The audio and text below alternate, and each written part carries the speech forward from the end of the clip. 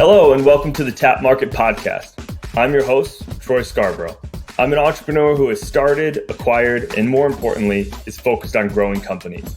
In this podcast, you'll hear from entrepreneurs about how they got their start, what their company is about, what has worked for them to get to this point, and how they plan to build their brands. Expect to find actionable tactics that you can use to grow your business and get motivated to get through the grind into a meaningful entrepreneurial outcome that will change your life.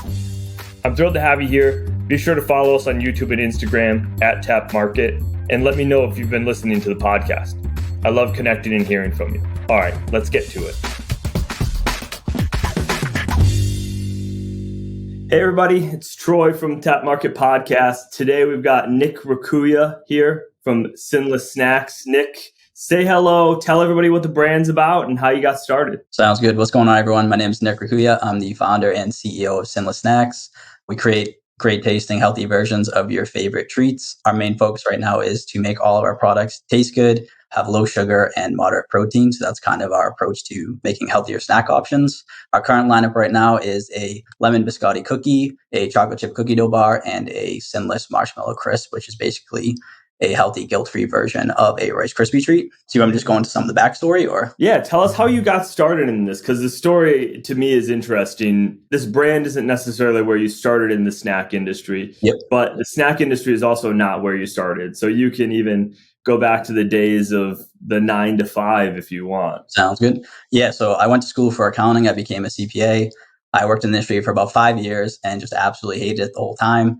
Always knew I wanted to kind of run my own business, but didn't know what I wanted to do or where to start. So one day I just got kind of fed up with the day-to-day of the 9 to 5. I joined an online business incubator back in 2017. And that incubator essentially let me work underneath the wing of an entrepreneur to kind of learn how to build an online business from him. At the same time, I was also super overweight and depressed about it. So I started doing a keto diet. Ended up losing like 33 pounds in like 6 months on it. Loved it. Loved all the food you could eat on it, but there was no snacks on it at the time in the market. And I'm a big snacker. So basically I started just making recipes here in my apartment. Ended up making, a couple of good brownies and bars that I really liked that helped me adhere to the diet. So while I was doing that, I was kind of thinking like, hey, this might actually be a good business idea, considering there was no snacks in the market. I could eat everything on keto, but just the snacking option was very limited. So essentially I started working through the incubator, found a manufacturer to help make my first product. So I went through about 6 months of R&D, building my first brand. It was called Keto Brownie. Ended up launching that product in June 2017. And I went through 2 years of like really, really explosive sales in that period, which was awesome. And then unfortunately 2020 came. COVID was pretty rough on me. I ended up losing pretty much all of my inventory to spoilage. Sales went down dramatically due to COVID and Amazon pushing out my shipping times from 1 day to about 4 weeks. So that really hurt my conversion rate. So yeah, I ended up pretty much moving on from that brand and working with an investment group at the end of 2020 to kind of build out the vision I had for my current brand, which is Sinless Snacks. So I've been running Sinless Snacks for about 2.5 years now. So technically my second brand, more like a piggyback brand based on my first brand. When you launched the first brand, how did you build your audience? Because I'm assuming that you leveraged your first brand audience to launch Sinless. Exactly. Yeah. So Keto Brownie, my first brand, is basically where I learned everything. That was like my college of entrepreneurship in the snack industry, at least. So what I did to build my initial brand, Keto Brownie, was I just leveraged Instagram and social media at the time. Back then, Instagram had like amazing organic reach. So, I would post basically a picture of like a stick of butter with a quote on it and get like hundreds and hundreds of likes. So the reach was amazing. I was doing a lot of giveaways also, just like sign up for my email list. I'll give away free product, giveaways for boxes of snacks, and also just doing like cross promos with other keto brands and some micro influencers at the time. So yeah, it was 100% organic growth through social media and through email marketing. So I still have customers on my email list from 2017 that still read my emails to this day. Email marketing has been pretty much the biggest driver of off Amazon revenue for me. So yeah, those are the two keys to kind of growing my initial brand, which was social media and email marketing. And obviously I leveraged the power of Amazon. So I was cultivating the relationships with my customers through email marketing, sending them to Amazon and just getting reviews and getting ranked really well for the product. So that helps kind of the explosive growth behind Keto Brownie. You mentioned Amazon being the main sales channel for you. How were you building the asset of the email list off Amazon, what was like the actual like detail to the tactics that you would do? And do you remember like what percentage you would convert to something like an email marketing list? I just basically had the link in my bio on Instagram, and that's how I was doing the majority of the signups, just through giveaways and then cross promos with other groups. I did later test like Facebook, Instagram ads. So I tried so many opt-ins for like lead magnets, keto recipe books, weight loss guides, stuff like that. So I collected hundreds, maybe a couple thousand emails through that effort. And then just also when you sell a product through Facebook, Instagram ads, you capture the emails too. So I started pushing customers to my website to acquire their emails that way, especially with the use of things like sample packs. People love sample packs. It's a low cost way to try the product. So I got a lot of email signups through sample packs. Basically, just any way I could, I was focusing on email marketing. Everything I was doing was essentially directing them to the email list, where I was emailing regularly 2, 3, 4 times a week, and just trying to build a connection through email marketing, just so they know who's running the brand. All my emails are essentially text only. I don't use branding. I don't use images. I don't use videos. It's just pure plain text that I send out. Every email is written from me, addressed from Nick. So just repetitive email marketing for them to put a name to the brand. That's super interesting because you've really personalized the brand to get to know the customers. Do the customers interact back with you very much in the emails because of that? Yeah, so I get really good open rates, probably like 30% on average. And then, yeah, the engagement's high too. Like if I ask for feedback, if you want to buy a sample and try this product and give me feedback, I get pretty responsive. It's usually sometimes 50, 75, 100 people who reply back and help me out with whatever I'm asking for, which is awesome. Yeah, so I do have a very engaged audience on the email list through those efforts. And that's just a product of emailing regularly, sending personal emails, sharing stories about the brand, sharing stories about me, like what I'm working on for in my personal life or weight loss or fitness and stuff like that. Most brands, I feel like, just send a generic email saying, hey, 10% off, here's the product, or hey, we're launching this, go buy it. Mine is the story the whole time. I'm starting today talking about the product I'm building 3 months from now. So when I launch it, people have been following the journey on email the whole time. And it's not just an email with my logo at the top saying, go buy my product. It's like, hey, this guy's been working on this for 3 months. Like he told me the story about how his manufacturer like screwed him and he had to go find a new manufacturer, or he showed me the packaging, the before and after. He asked me like what I wanted to change on the packaging. So just kind of like bringing the customer through the experience of building the actual product. That way when I do launch the product, they're really excited to try it. They feel like they've been a part of a process and they're just going to be more engaged with your brand. When you email them, do you have like an automation process that you send them out well in advance, or are you actually writing them like week to week? Yeah. How much of that are you like automating, I guess? Because it sounds like you're almost in tune with what you're literally doing on the weekly. You know what I mean? Yeah, I don't automate any of it. The only automations we have is like if a customer places an order, they'll get like some generic, here's the information about the product, how to use it. Maybe here's a free ebook if you bought a product that comes with an ebook.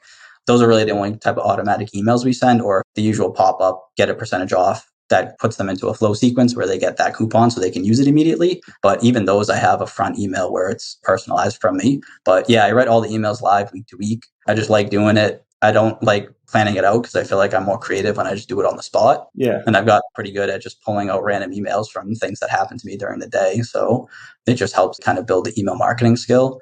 And I feel like it just makes it more natural and organic rather than me sitting down today, writing 30 emails and mapping out the next 2 months of emails. It's just interesting because I think a lot of people would find themselves stuck in this. If I acquire a new customer today, how do I really get them engaged with my story if I'm 2.5 years along in my journey? I've got to find a way to tell them a little bit of the backstory, but maybe they're catching that through social media, or maybe your onboarding email that you send them can give them a little bit of a backstory. Yep.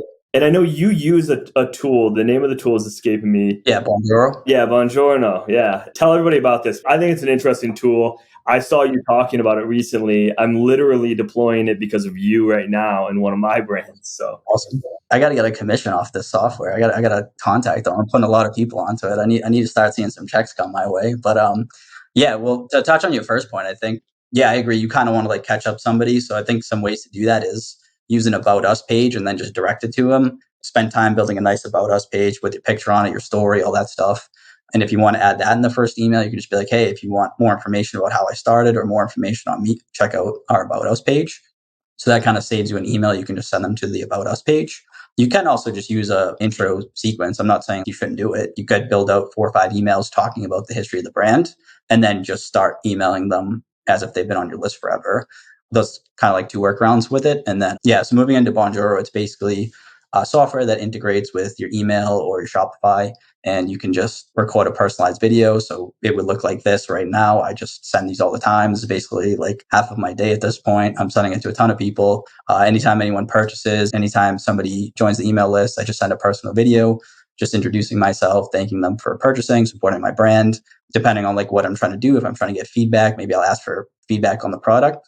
That's usually kind of the default. It's just like, hey, like, did you like the product? I'm curious to hear it, because that's like pretty much the best part about running a snack brand is hearing what your customers have to say about your product. Otherwise, I'm just a product someone's buying on the internet and trying, and they don't know who I am. I don't know if they liked it, what they didn't like. It helps me for future product development, stuff like that. So yeah, I'm using Bonjoro a ton. Highly recommend it. It again helps create a personalized connection. So using that with email marketing, if somebody comes to my website, orders, gets a video of me introducing myself, they're more likely to open the email when it says, hey, this is from Nick. Like, I've seen that person. I know who it is. It just helps make it all cohesive. Yeah. And do you get video testimonials from that too that you can use as user generated content as well? I haven't really asked for that. I haven't been like, hey, send me a video of you with the product. Maybe I'll just ask for feedback, or if they want to leave a review on my website or something like that.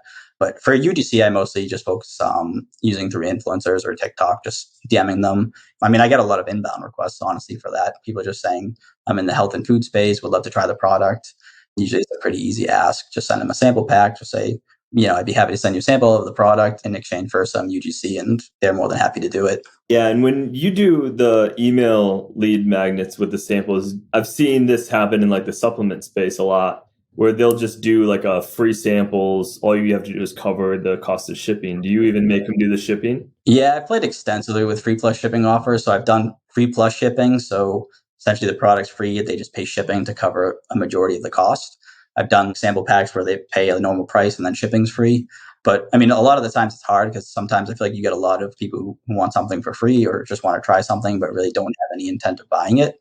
So you have to be like really delicate around that, as far as acquiring a customer who just wants something for free versus like somebody who actually is interested in supporting the brand, trying the product, and, is going to have some lifetime value for your brand. So where are you today with the brand from maybe like a people served or reach perspective? Yeah, so I think the last time I kind of ran the numbers, I think we were close to 50,000 customers and orders. That's including my other brands. So over the life of Keto Brownie and Sinless Snacks, yeah, we've started about like 50,000 customers between Amazon and my website. And with 50,000 customers, you've got a pretty extensive reach now. How has your targeting switched over time from some of the unscalable stuff that you do very early on in getting reach to today in serving your customer and getting them coming back to buy from you, expanding the lifetime value and the average order value with your customers? How has that changed now that you've gotten more consistently larger? I feel like it really hasn't changed all that much. I'm still kind of just focusing on the same process, building the customer connection through emailing. It kind of just builds that connection between me and the customer, and that inherently builds a lifetime value, repeat order rate. And then the other part just comes down to focusing on the product. So just building a great product, building something unique, something that isn't flooded in the market and is appealing to the customer. Between those two efforts, I feel like that's kind of the ideal combo to gain more customers and retain more customers. But yeah, just still focusing on relationship building. As far as lifetime value, it's just a matter of putting out more products that they want. And that can be done by asking them for feedback. I've done that plenty with surveys, just sending out a simple survey. Hey, you've bought this product this many times. What are some other products that you'd like to see? Sometimes I'll leave it open-ended, just like, hey, input whatever you want. Or I'll send out a bullet point list of, here's like 10 things I'm thinking of making. Just rank them or let me know which ones sound appealing to you. When customers love filling those out, I get really high engagement on those. It's low ask on their part. It helps serve them because they're obviously in the market for healthy snacks. So if it's something they want to see, they'll gladly tell you. And you've launched several additional products beyond the ones that we have core in market today. So it's not like you're launching a product and that's just a winner every single time. It's gone full circle a few times for you, correct? Yeah. And I mean, I'm learning more and more that you're going to have to just go through a lot of products to really find ones that are killing it. With Keto Brownie, I mean, my main product was basically a keto bar. I had 3 flavors of that, but I also reformulated that product, I want to say like 6 or 7 times over. So just that alone is basically like 6, 7 different iterations of that product. I also launched like a brownie mix, a fat bomb mix, a chocolate nut butter, which was similar to Nutella, a low sugar version of that. So just in my previous brand, I probably went through like 6, 7, 8 SKUs. This brand, we launched these 3 products. We also had a cereal bar that we cut last year. So between the 2 brands, I'm at probably 10 to 12 SKUs, iterations of product. And there's one in the product lineup right now that's struggling a bit that we may look at discontinuing. But we also have 2 new ones in the pipeline right now. So it's pretty much a nonstop effort on product development as far as making the product better, getting feedback, seeing what we can change if we need to, and just trying to think of more unique things to bring to the market. But that's just the name of the game. I wish everything you launch could be a home run. Unfortunately, that's not the case. It is time consuming, capital intensive, making a product and bringing it to market, but that's just the name of the game. When we were at Capcom this year, we actually heard from Four Sigmatic founder, and it was kind of a breath of fresh air. I think he said his bestseller wasn't until his 17th SKU or something like that. It was like high teens. So, I got 5 or 6 SKUs just to get there. So hopefully my 17th is a home run like that. Yeah, I think that's right. You just got to keep chugging along and doubling down on your home runs. Now, one of the things that you also take part in are masterminds. I know you're in a couple of them yourself now, and you've got this company. You're very much the face of it. We've been talking about this on the podcast recently a lot. How do you get it all done in a day, in a week? Are you outsourcing some of your work?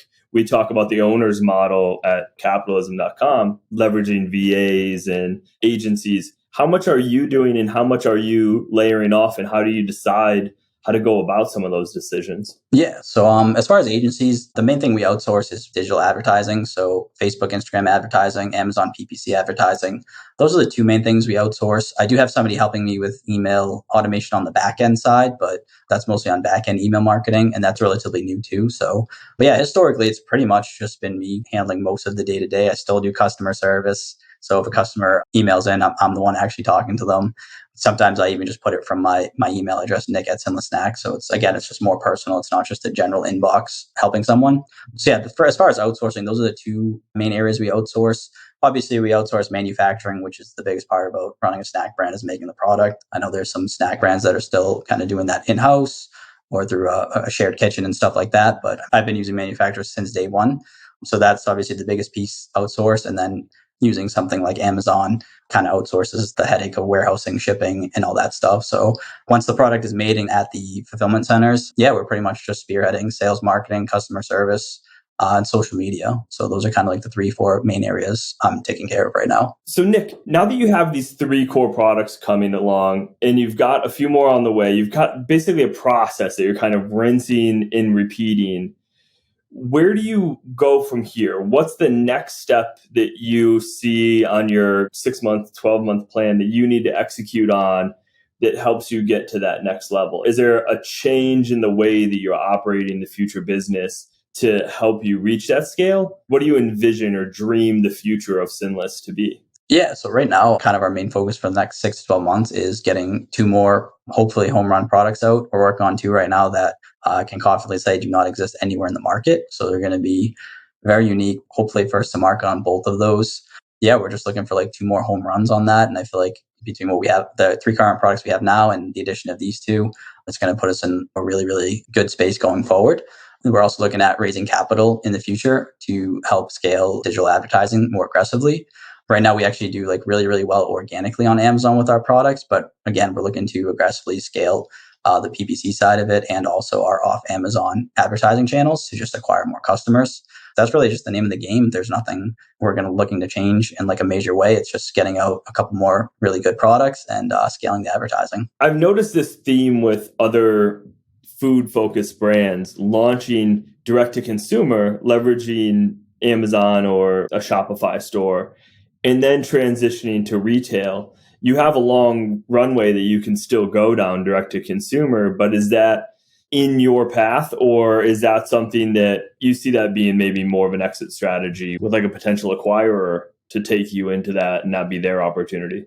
Yeah, so we definitely talked about retail between my business partners and I. Right now, we're focused on optimizing kind of what we're doing. So as far as we barely scratched the surface on paid media, we've tested some months here and there with like a decent sized budget. But I mean, as far as consistently ramping up and scaling advertising across these channels, we barely scratched the surface. So I think our main focus is hammering those channels right now, getting a couple more products. And we're also working on reformulating our main product and getting manufacturing change right now. So that's going to help bring down our cost and our lead time significantly. So once all of those pieces are in play, then something like retail becomes a bit more attractive to us with better lead times, better margins, and hopefully an even bigger customer base to help push towards a retail push. I think it's going to be easy to sell the idea to retail when you have this customer base that you can bring to the retail and say, look at how many people have already adopted us, right? Yep. We can send people to your stores to buy this. And I think that's what everybody generally is testing, right? Can you create an audience of raving fans online? If you can prove that you can generate that, retail is almost like this sleepy, slow moving process that you graduate to now. And therefore, it's relatively quote unquote easy. Yeah. But it has its own headaches as well with wholesale pricing and distribution. And they have a lot of power as buyers too that make it really hard for a brand early on to really even capitalize that. Unless you've got deep pockets, you may not be able to manufacture what's necessary to put on their shelves. Yeah, I feel like retail, everybody throws around retail. It seems super sexy. Oh, I'm in stores. Again, at Capcom, one of the speakers was saying retail is like his lowest margin sales channel, but it's just good for like exposure, brand building. Obviously, if you're trying to exit, retail helps. But when you're trying to get into retail, I mean, you're going to need a lot of cash because nobody's paying you up front. Usually they're floating you 30, probably 60 days. And then even if you're manufacturing, usually your manufacturer requires a deposit 30, 60 days in advance. So you're looking at 3 to 4 months of cash conversion just on that. And then once you actually get your product into retail, you still have to have sales velocity for them to keep expanding you across stores and across the country. If you just put your product on the shelf and no one buys it, they're not going to keep you there. Yeah, I think that's spot on. You have a few people you mentioned that were advisors to you. How did you find them? And was there a specific need that you thought you needed to bring them on? I think a lot of solo entrepreneurs especially can feel overwhelmed in trying to run every aspect of this business. And anybody I ever talk to, I try to encourage them to either have a business partner, or if they go out and raise capital or create advisors, to find them in these areas that you feel like you're not personally sufficient in to fill the gaps. Can you speak a little bit about that? Yeah. So, I mean, I guess it kind of comes down to like maybe what you're deficient in or what you need help in. If capital is kind of something you're looking at, I mean, if you don't want to go traditional financing with banks or loans and stuff like that, and you can find kind of a strategic partner or advisor to come on board that'll bring capital connections, that helps move the needle in that department. So that's one way to kind of look at it. But yeah, there's like so many business mentors out there and tons of ways to connect with your network, either through masterminds or online community forums, stuff like that, where if you're looking for some sort of mentor or advisor, that's like where I personally found pretty much all of my business partners or advisors or the masterminds I've joined is just through networking. So I just try and go to a lot of meetups, entrepreneur events, conferences. Like you mentioned, I'm in a couple masterminds. So basically just through networking events is where I've kind of found all of those pieces to help plug into the brand. And there's different ones out there for people too. We met through Ryan Daniel Moran in his incubator and capitalism.com, but they have an early stage version of their incubator called the 1%. And I want to say it's like $99 a month, but there's literally, I think, 1,000 people technically involved. When you include all the coaches and all the mentors and all the resources, and then all of the entrepreneurs as well, that's relatively short money. And that comes with all of the courses that are involved with the 1% too, let alone the connections and the weekly calls and the meetups, and then access to being able to go to things like the CapCon event. For anybody out there that is doing it themselves, finding a small community like that of like-minded people, if you're listening to this, you're probably already thinking that way, right? You've already read a few of these books, you've listened to a few of these podcasts.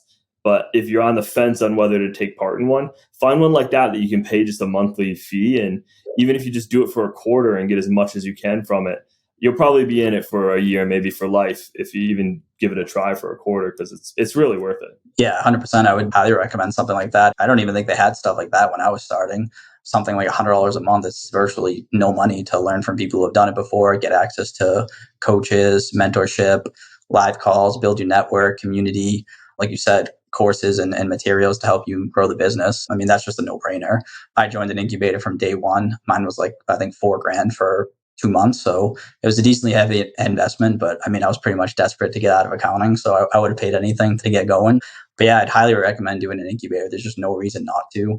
I always believe in spending money and investing on yourself is the best money ever spent to either grow your skill set, your network, or just get more experience around business. Yeah, I completely agree. So how can this community help support you? I know anybody can go to sinlesssnacks.com. They can go onto Amazon and buy the products today if they prefer to buy through there. You've got Instagram, Facebook, which are basically at Sinless Snacks. What can this community do to help support you? Yeah, I mean, you kind of touched on it, but I feel like Amazon reviews are still king. It's still something I'm heavily focused on, getting as many Amazon reviews as possible. If you're interested in low sugar, healthy snacks and you have an Amazon Prime account, punch in Sinless Snacks, grab one of our 3 products, leave a customer review. That would be awesome. Helps the brand a ton. Yeah, and I will be posting the link so it's easy for people to go there directly. I'll be doing a review on the products as well. I eat these. They're literally in this office with me. So they're kind of my snack right now because I have a few boxes Nick was nice enough to send to me. So now they're my snack, but I'll do a review on these for everybody to understand a little bit more about the 3 products that are out today. I think we've got maybe a reformulation of the Rice Krispie treat coming out maybe. Yeah, that one's in the pipeline, hopefully this fall. I'm getting a big batch of samples actually tomorrow here, so I'm super excited. I've already tried some of them, but these are like the final samples. But yeah, it's going to be more protein, a bigger size snack. It tastes incredible. I feel like it blows that product out of the water. And I already feel like that's kind of a home run product based on sales, customer feedback on it, people who try it. But yeah, I'm really excited to get that new formulation out. I think it's going to really do well. So I make my 9-year-old pack his own lunch. I make my 15-year-old pack her own lunch too. But she was the firstborn, so she doesn't try to lie, cheat, or steal. But my 9-year-old is the secondborn. He likes to lie, cheat, and steal. And when he packs his own lunch, I already know something's up. But I caught him packing his own lunch the other day, and he took the Rice Krispie treat and put it in his own lunch box because he liked it. So I'll put that shameless plug in there. Graham, if you're listening to this, that's my son. I'm on to you, bud. Don't eat all the Rice Krispie treats. We need some for the videos. That's awesome. Thanks, Graham. I appreciate it. Nick, I appreciate you coming on and telling the story. You talk about it so nonchalantly, but I know you've really put in the time and effort here. You've been doing this for years to get to the point to where you are today. And it is really nice to see you seeing some of these tailwinds, some of the success. So I wish you all the continued success. We'll have you back here as you launch stuff. We can launch it to the audience and tell people to come get more. But Bud, I appreciate your time. Yeah, absolutely. Likewise. Thanks for having me on. It was fun. Appreciate it. Thanks, Bud. Bye. Take care. Hi there. If you found this podcast helpful, I would appreciate it if you took a minute to leave a review. This increases the reach to more entrepreneurs and other people interested in the products, brands, entrepreneurial stories, and their successes, so we can create even more positive small business outcomes. Take a screenshot, tag me in your social stories to friends. This means the world to me to know this podcast has influenced your day and life in a positive way, and that we get to be a part of your own journey. With gratitude from me, until next time, go make it a great day.